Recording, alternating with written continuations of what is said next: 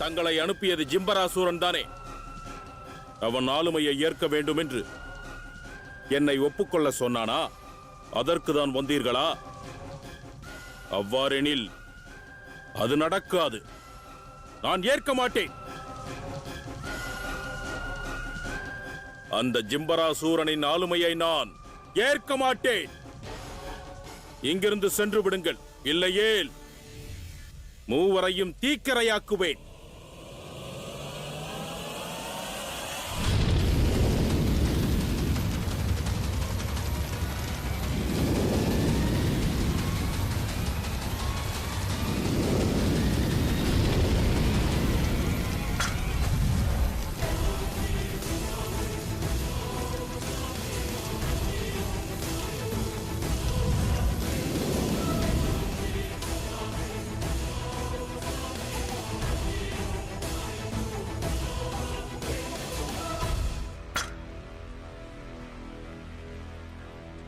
மகனே, நான் உன்னுடைய மைந்தன் அல்ல.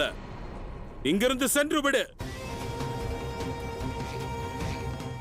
அருணாசுரா, நான் கூறுவதை கேள். நான் கேட்க மாட்டேன். அருணாசூரன் தன் மன விருப்பப்படிதான் நடந்து கொள்வான். எவர் கூறுவதையும் கேட்க மாட்டான். நான் சபதம் செய்துள்ளேன். என்று நான் இங்கிருந்து தப்பிக்கிறேனோ அன்று எனது சகோதரன் ஜிம்பராசூரனை வதம் செய்து விடுவேன். இதுவே என் விருப்பமாகும். என் நிலையிலும் அவனது ஆளுமையை நான் ஏற்க மாட்டேன். உனது விருப்பம் நிறைவேறிவிட்டது அருணாசுரா. ஏனென்றால் உனது சகோதரன் ஜிம்பராசுரன் இறந்து விட்டான். இல்லை,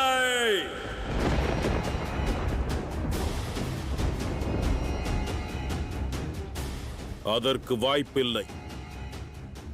என்னை தவிர என் சகோதரனை எவராலும் கொல்ல இயலாது. ஆதிசக்தியின் ரூபமான கன்னியாகுமரி உன் சகோதரன் ஜிம்பராசுரனை வதம் செய்து விட்டாள். இறக்கும் தருணத்தில் உனது சகோதரன் உன்னிடம் மன்னிப்பு கோரினான். தாங்கள் கூறுவது அனைத்தும் பொய். தாங்கள் கூறுவதை நம்புவதற்கு நான் தயாராக இல்லை. விதியின் நியதி மாறினாலும் எனக்கு கவலை இல்லை.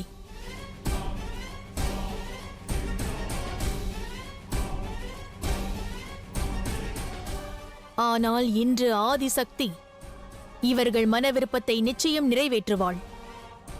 தேவி, காலனானவன் அருகாமையில் நிற்கிறான். ஆகையால் தாங்கள் ஆசி புரிந்தால் போதாது. தாங்கள் ஆற்றவிருக்கும் காரியம் கண்டு காலன் வேறு மார்க்கம் ஏதுமின்றி அவர்கள் யாவரையும் ஜீவனோடு இருக்கச் செய்ய வேண்டும். தங்களின் செயல் கண்டு அவன் அச்சம் கொண்டிருக்க வேண்டும்.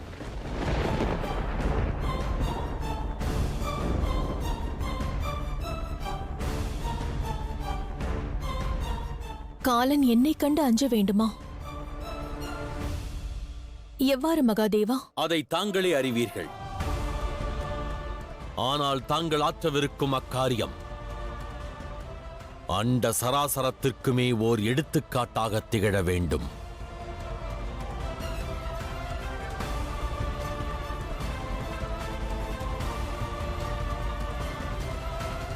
செல்லுங்கள்.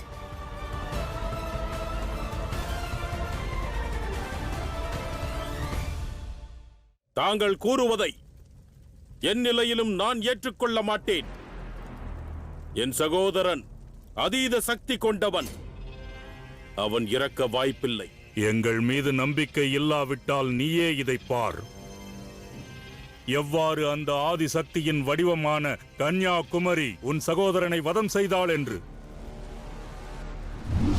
இதை பார்.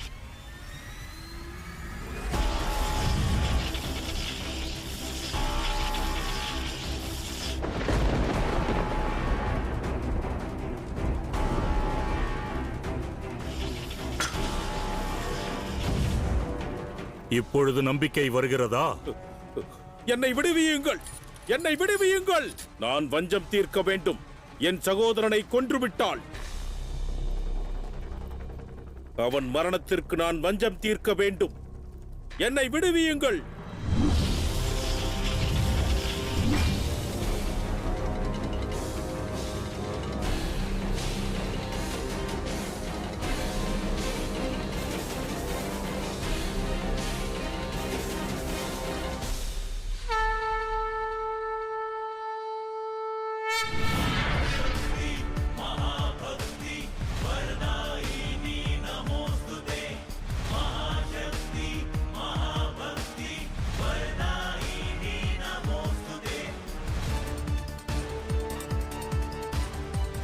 தாங்கள் என்ன செய்கிறீர்கள் தேவி? உச்சிதம் என்று எண்ணுவதையே செய்யவிருக்கின்றார்கள்.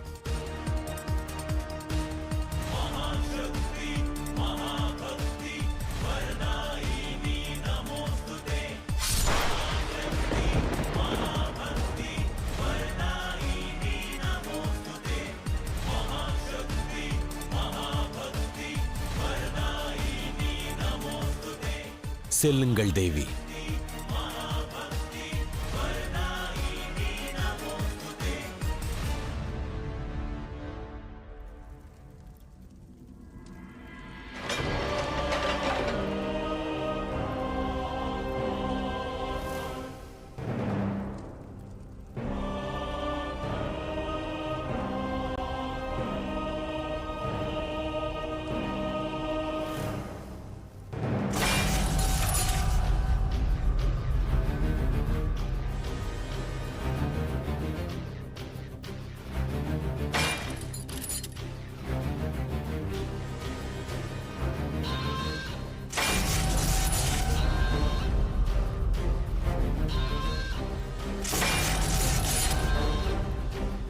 ஓர் செயலை செய்வதற்கும் அச்செயலிற்கான உத்தேசத்திற்கும் ஏராளமான வித்தியாசங்கள் உள்ளன. ஒரு புறத்தில் லோகமாதா தன் கரங்களை வெட்டிக் கொண்டு தன் பக்தர்களின் உயிர் காக்கவே செல்கின்றார்கள். இது பூஜிக்கத்தக்க ஓர் செயல். ஆனால் மறுபுறத்தில் உண்மையை அறிந்த பிறகும் திதி சங்கிலியை உடைக்க முயற்சிக்கிறாள். அவள் பிரபஞ்சத்திற்கு மீண்டும் கேடு விளைவிக்க எண்ணுகிறாள். தண்டனைக்குரிய குற்றம் அது.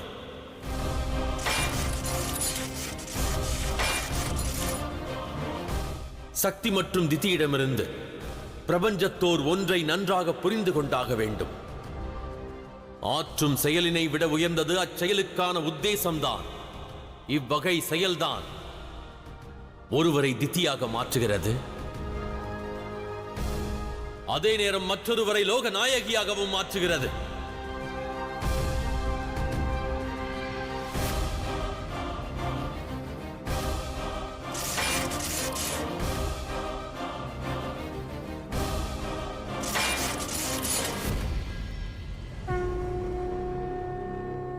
எங்கள் கணவர்களை காப்பாற்றுங்கள் தாயே. எங்கள் கணவர்களை காப்பாற்றுங்கள் தாயே. தாங்கள் தான் உயிருடன் அவரை கொண்டு வந்து சேர்க்க வேண்டும்.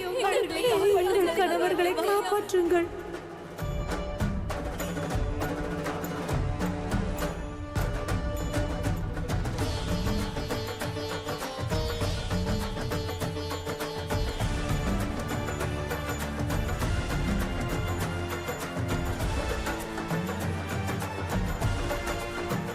உங்கள் அனைவரின் மாங்கல்யத்திற்கும் எதுவும் நேராது. அனைவரின் கணவர்களும் நலமாக திரும்புவார்கள்.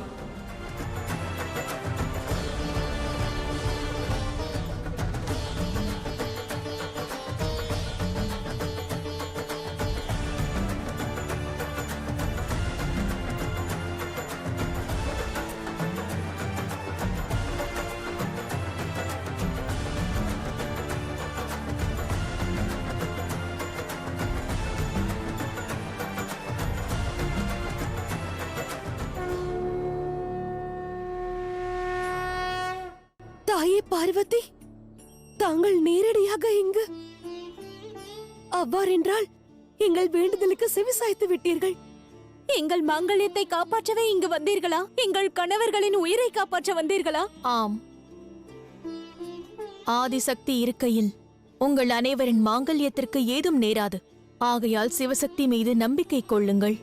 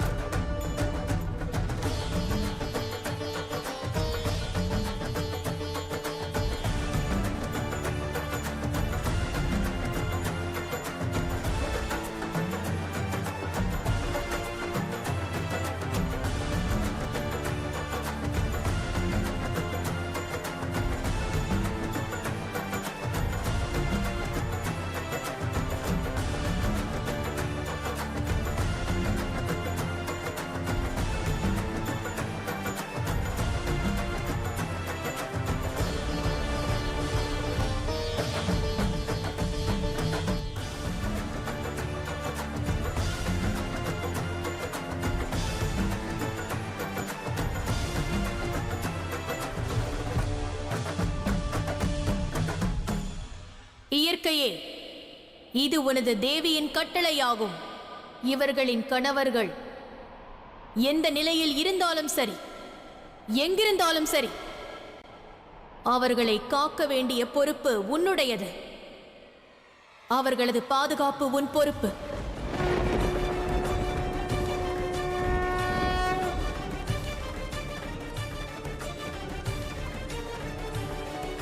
காப்பாற்றுங்கள் மகாதேவா, மகாதேவா!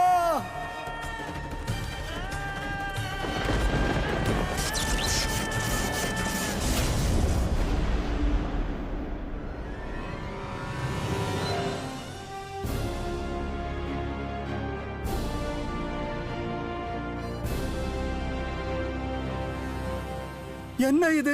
இது பெரிய அதிசயம் அல்லவா? நாம் பிழைத்து விட்டோம். அரஹர மகாதேவா! அன்னை பார்வதி போற்றி! அன்னை பார்வதி போற்றி!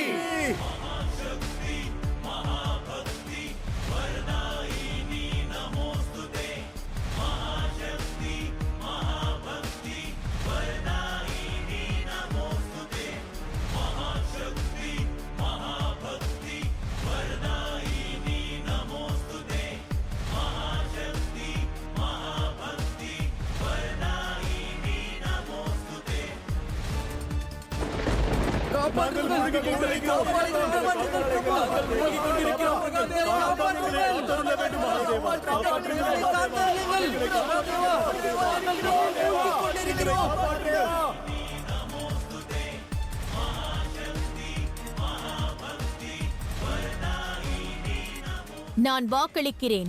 உங்கள் கணவர்களுக்கு எதுவும் நேராது. தங்கள் மாங்கல்யம் காக்கப்படும். தைரியமாக இருங்கள்.